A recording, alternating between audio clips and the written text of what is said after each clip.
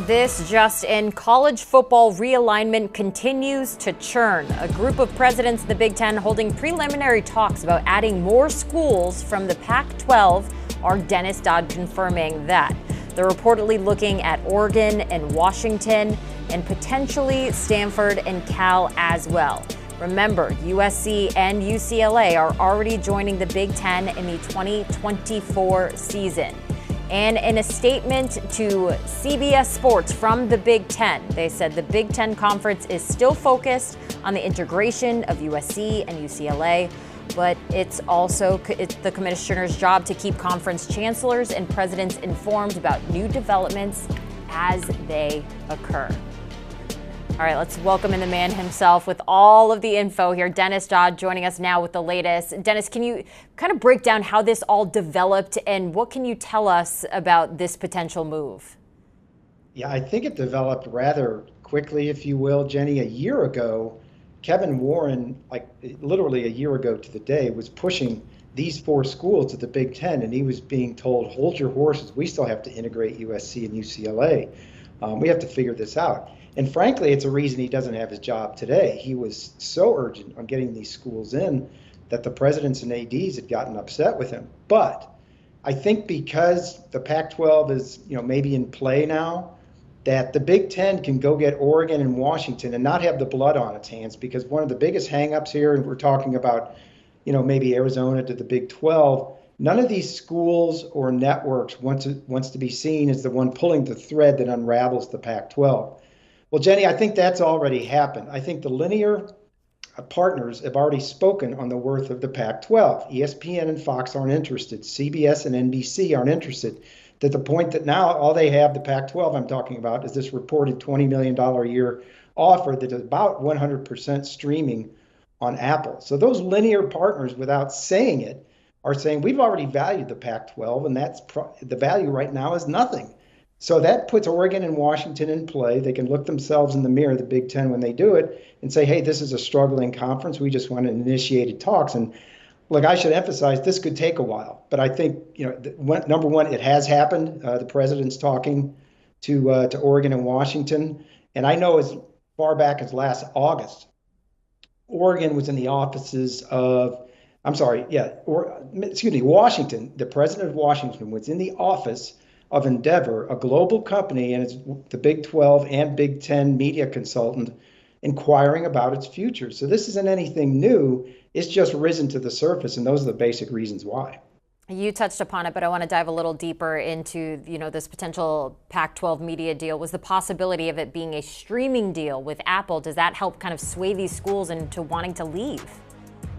Well, that's the question now, isn't it? There's only one school, right? Well, three schools now that Oregon and Washington are in the mix that have options.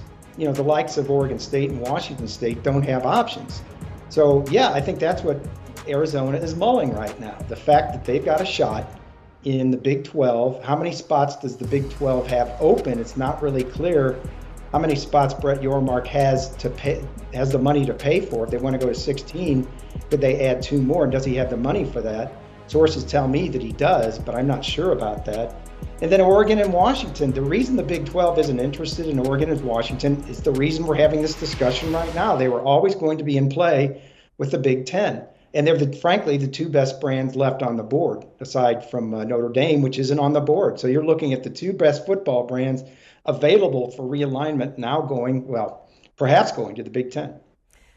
Let's talk about the Big Ten now. What does the Big Ten look like after potentially 20 teams? They previously, they add USC, UCLA to get to 16. What does this conference look like?